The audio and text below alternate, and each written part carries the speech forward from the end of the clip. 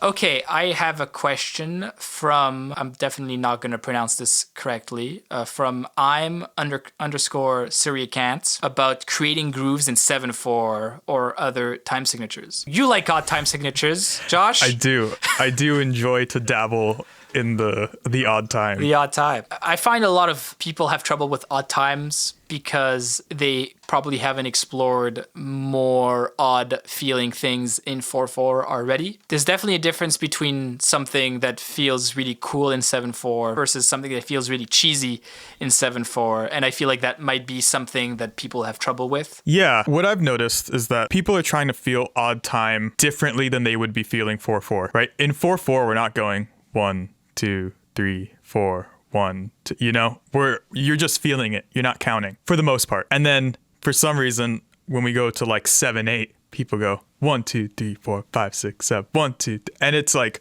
of course that's gonna feel bad. It doesn't feel as groovy as it would feel in 4, because in 4 we're not thinking about it. Adam Neely has a video where he talks a little bit about it, and I thought he had a good point where he was saying in 4, for the most part, we felt every accent pattern in 4. We're so used to 4, we've heard every which way it could be displaced or where the accents could line up in 16th notes. And then when we get to something like 7, we haven't felt that, right? Because there's not as much music in 7. So then the solution is just to feel every possible thing in 7.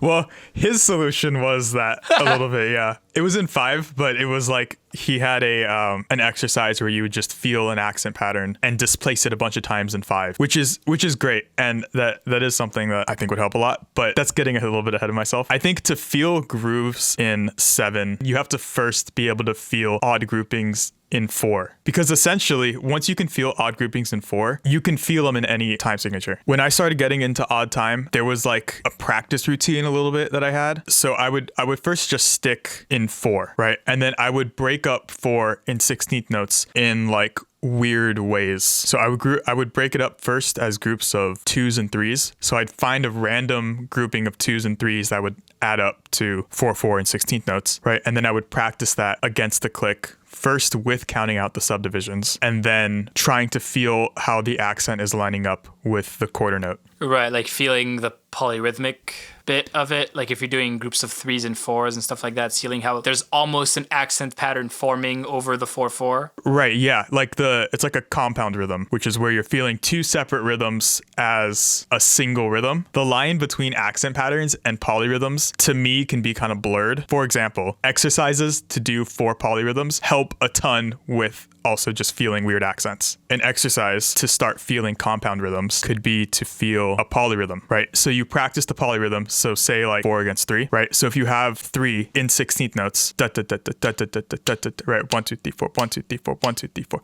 right? And then you accent every third 16th note, which would give you 4 notes within the space of 3 quarter notes, right? When I was doing this, first I would try to practice them separately.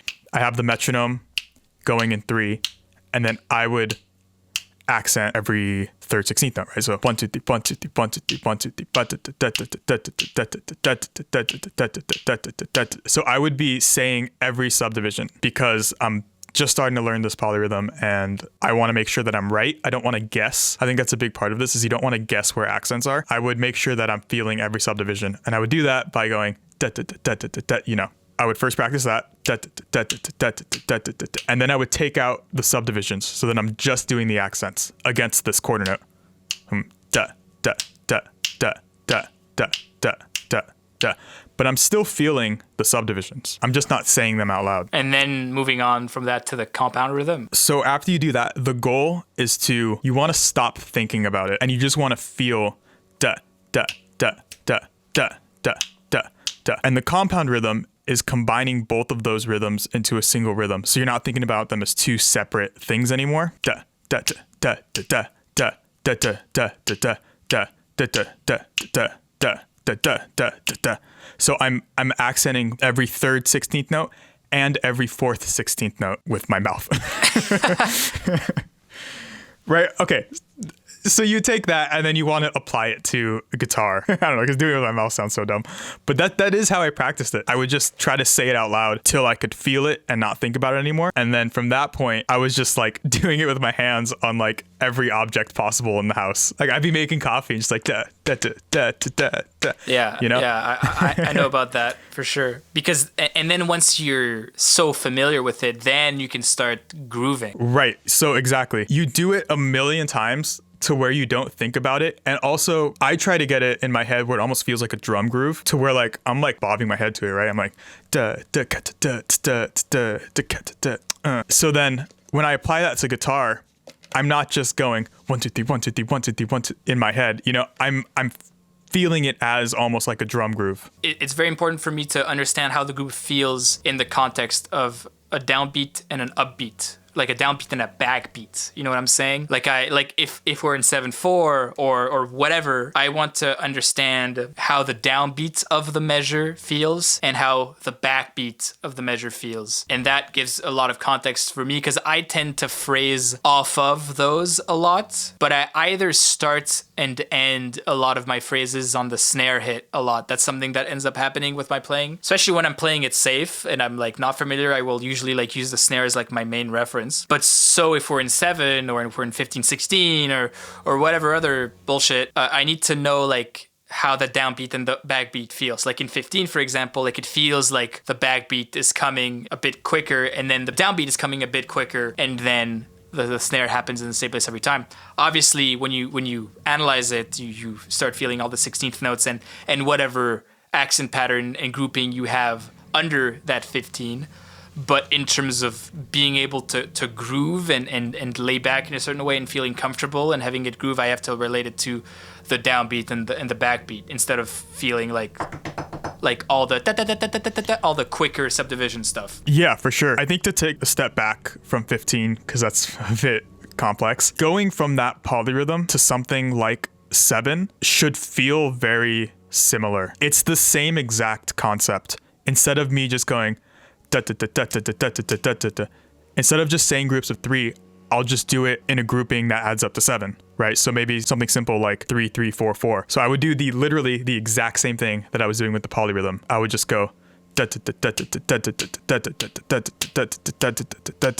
that's not then 7/4. That is now you doing a 7 against 4 polyrhythm where you're accenting every 7th 16th notes. To me, to be able to groove in odd time, it feels the same as like a polyrhythm would feel, right? So doing the 4 against 3 thing, right? The just taking that and changing it from a polyrhythm to an accent pattern. So like instead of just doing all groups of 3, you can do groups of like 4 4 3 3, right? So now the numbers add up to 7, but I'm still feeling it the exact same way. I'm still feeling something against the quarter note in a certain subdivision, right? So instead of feeling which is in 3, I'm feeling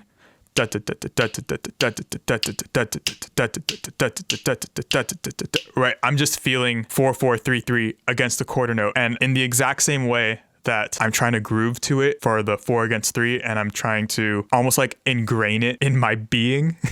Like I'm like going around the house doing like da da da da. I'm just doing that with 7 instead, right? So I'm going da da da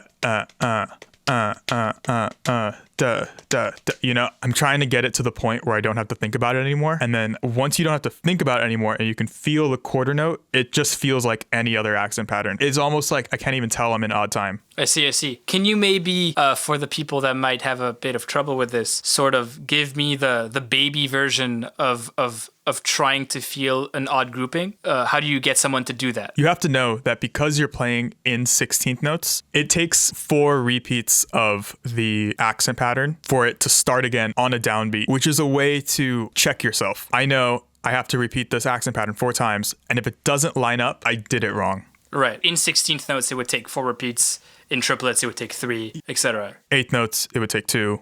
Right. And this is independent from the time signature. We're just talking about like downbeats and all the different subdivisions between downbeats. Yeah, because I don't want to think about time signatures.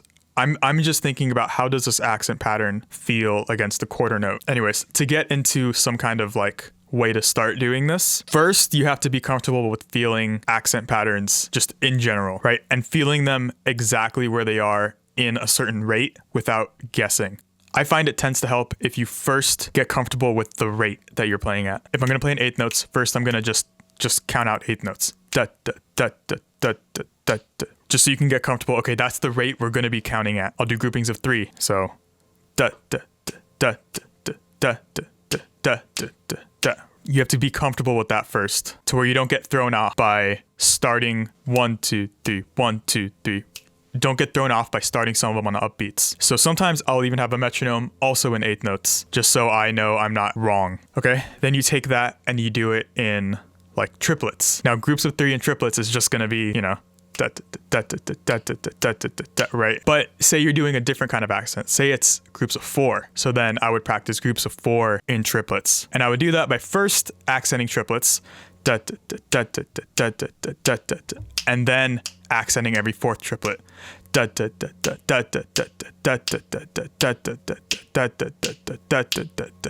And then do the same thing in 16th notes, right? So I'm practicing all these different accent patterns in different subdivisions to almost like force myself to feel them. And this gets more complex when you start doing groups of like 5. Feeling groups of 5 in triplets can be difficult at first, especially if you're just getting into this. All of this is just practice, right? And once you get comfortable with this, you'll start to be able to combine these all together to form weird accent patterns. You know, because if you know how a 5 feels, no matter where it's placed, if it starts on the 1 or if it starts on the or the and, no matter where it starts, you know how it's going to feel. Or you've played it enough times to where if it lands there, you're not going to be thrown off. And then, just so we go full circle back to the question, now you have an accent pattern. How do you make that into a groove? So you have the accent pattern. I'll use an example. So we'll have 4 4 3 3 because it's in 7, right? So even though I'm considering those all accents, there's still some that are more accented than others. So like which of those in your groove do you want to be more accented, right? So generally the first one is the most accented, and maybe like the third one is the most accented. Yeah, so you have to pick a downbeat, which is going to be the first,